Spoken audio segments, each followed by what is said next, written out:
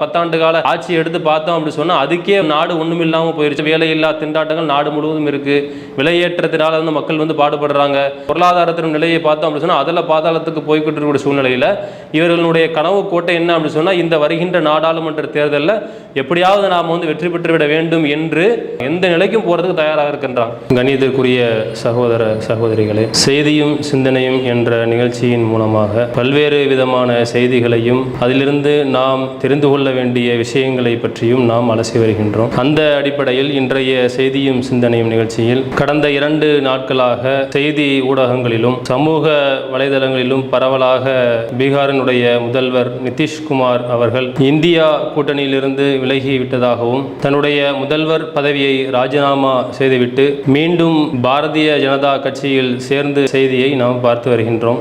இந்த நிகழ்வை பொறுத்த வரைக்கும் பாஜகவை சேர்ந்தவர்கள் இதன் மூலமாக பரப்புகின்ற விஷயம் என்னவென்றால், நிதிஷ்குமார் அவர்களுடைய விலகல் இந்தியா கூட்டணியை மிகப்பெரிய அளவிலே பாதித்திருக்கின்றது என்பது போன்று பரப்பிக் கொண்டிருக்கிறார்கள். ஆனால் உண்மை நிலவரம் நிதிஷ்குமாரை பொறுத்த வரைக்கும் அவர் இந்த அரசியல் களத்திலே கடந்த பல வருடங்களாக இருக்கின்ற சூழ்நிலையில் கிட்டத்தட்ட கடந்த 2006 நாம் பார்த்தோம் என்று சொன்னால் இதுவரைக்கும் பல்வேறு தருணங்களில் பாஜகவுடன் கூட்டணி வைத்துக் கொண்டும் பாஜகவிலிருந்து அந்த கூட்டணியிலிருந்து நான் விலகுகிறேன் என்று மாறி மாறி பேசக்கூடிய காட்சியை அனைவரும் பார்த்து வருகின்றோம். பொதுவாக இந்த அரசியல் களத்தில் பல்வேறு நபர்கள் நிதிஷ்குமாருக்கு வைத்திருக்கின்ற பேர் என்று சொன்னால் இவர் ஒரு அரசியல் பச்சோந்தி என்றுதான் அவரை நம்ம சொல்றதை பார்க்கிறோம். என்ன காரணம் அப்படின்னு சொன்னால், பல்வேறு முறைகள் திடீரென்று பாஜகவுடன் கூட்டணியில் சேர்றேன், பாஜகவிலிருந்து கூட்டணியில் விலகிறேன் என்று பல்வேறு தருணங்களில் மாறி மாறி பேசக்கூடிய ஒரு நபராக இருக்கின்றார். இப்போ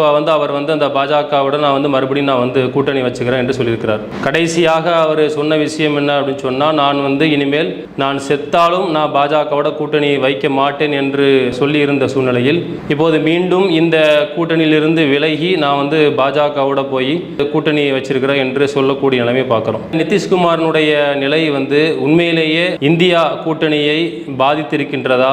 இவருடைய முடிவு என்பது வரக்கூடிய நாடாளுமன்ற தேர்தலில் பாசிச பாஜக நினைக்கின்ற அளவிற்கு அது ஒரு மிகப்பெரிய ஒரு மாற்றத்தை ஏற்படுத்துமா என்று நாம் பார்த்தோம் அப்படின்னு சொன்னால், பல்வேறு எதிர்க்கட்சி தலைவர்கள் பேசக்கூடிய விஷயங்கள் எடுத்து பார்த்தோம் சொன்னாலே அதில் மிகப்பெரிய ஒரு தெளிவு இருக்கிறத பார்க்க முடியும். காங்கிரஸ் கட்சியினுடைய தலைவராக இருக்கின்ற ஜெய்ராம் ரமேஷ் அவர் சொல்றாரு, நிதிஷ்குமாரனுடைய விலகல் இந்தியா கூட்டணிக்கு எந்த விதமான ஒரு பாதிப்பும் ஏற்படுத்தாது. இந்தியா கூட்டணியை பொறுத்த வரைக்கும் மிகப்பெரிய அளவு ஒரு பலமான ஒரு கூட்டணியாகத்தான் இருக்கின்றது என்று அவர் சொல்லக்கூடிய விஷயத்தை பார்க்கிறோம். மேற்கு வங்கத்தினுடைய முதல்வராக இருக்கக்கூடிய மம்தா பானர்ஜி சொல்றாங்க, நிதிஷ்குமாரனுடைய விலகல் இந்தியா கூட்டணி மிகப்பெரிய ஒரு கூடுதல் பலம் தான் கிடைச்சிருக்குது. இவருடைய நிலைப்பாடை பொறுத்த வரைக்கும் அடிக்கடி மாற்றக்கூடிய சூழ்நிலை இருக்கிறதுனால இன்றைக்கு இவர் இந்த கூட்டணியிலிருந்து விலகியதை நாங்கள் எப்படி பார்க்குறோம் அப்படின்னு சொன்னால், இந்தியா கூட்டணிக்கு மிகப்பெரிய பலமாகத்தான் இருக்குது என்ற ஒரு விஷயத்தையும் அவங்க சொல்கிறாங்க. ஆனால் இதுக்கான காரணம் பல்வேறு தரப்பினர் சொல்லக்கூடிய அந்த காரணங்களை நாம் எடுத்து பார்த்தோம் அப்படின்னு சொன்னால், இந்தியா கூட்டணியினுடைய ஒருங்கிணைப்பாளராக நிதிஷ்குமார் தான் இருக்க வேண்டும் என்று அவருடைய விருப்பமாக இருந்துச்சு. அது மட்டுமல்லாமல் வரக்கூடிய அந்த நாடாளுமன்ற தேர்தலில் கூட்டணியின் மூலமாக நிறுத்தப்படுகின்ற பிரதமர் வேட்பாளராகவும் அந்த நிதிஷ்குமார் தான் இருக்க வேண்டும் என்ற எண்ணம் அவருக்கு இருந்துச்சு.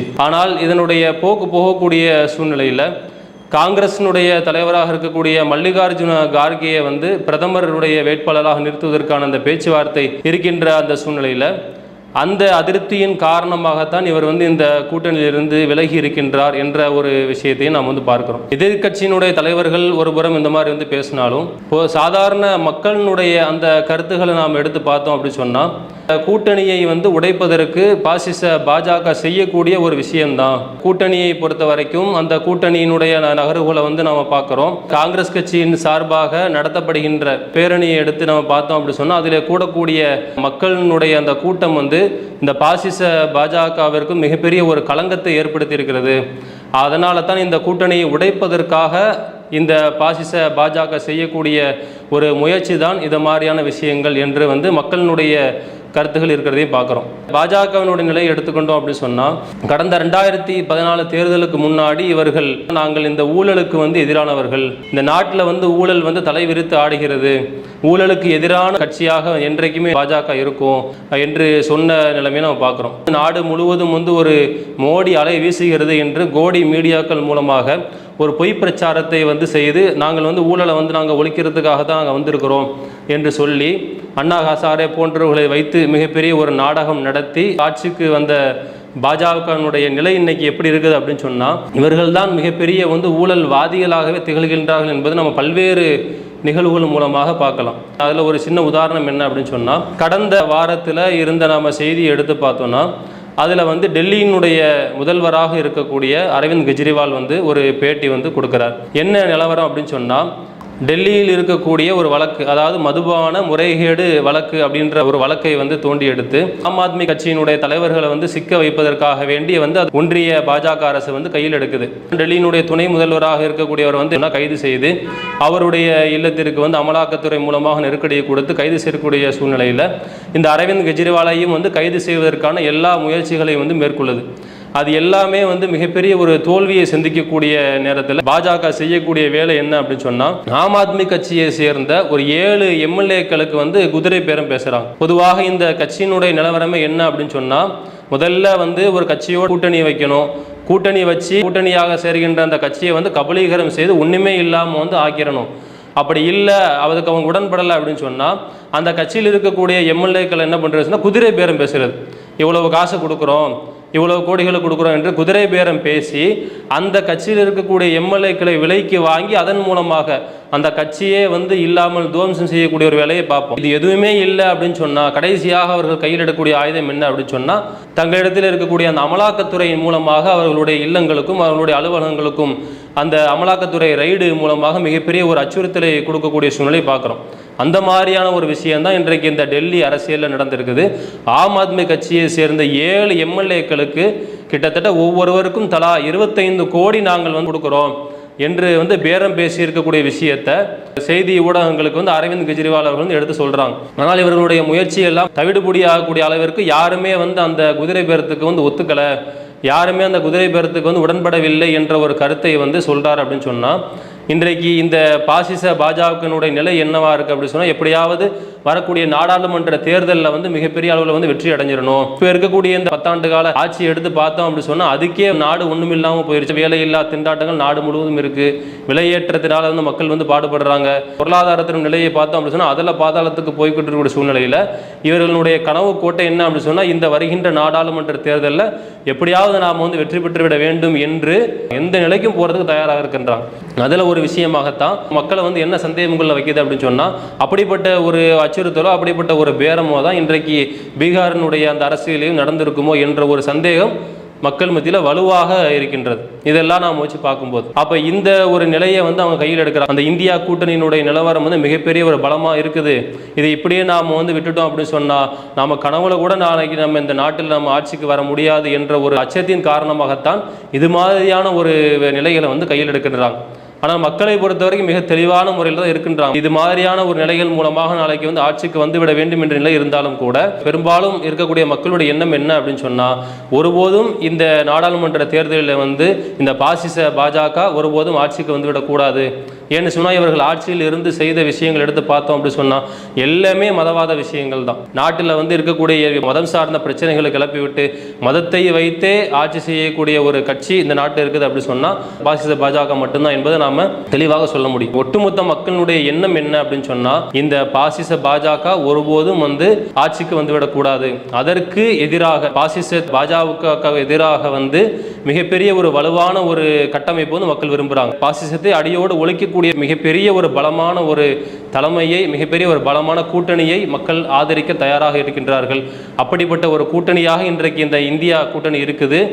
அதனுடைய வளர்ச்சியை பொறுக்க முடியாமல் தான் இன்றைக்கு இது மாதிரியான செயல்களாக செய்கிறத நாம் பார்க்குறோம். அச்சுறுத்தல் மூலமாகவோ ஒரு கூட்டணி ஆசையின் மூலமாகவோ இப்படி செய்யக்கூடிய சூழ்நிலையில் ஒரு சில பேர் என்ன பண்ணுறாங்க அப்படின்னு சொன்னால், அதற்கு உடன்பட்டு போயிடுறாங்க. உடன்பட்டு போனவர்கள் பின்னாடி வருந்திய நிகழ்வுகளும் இருக்குது.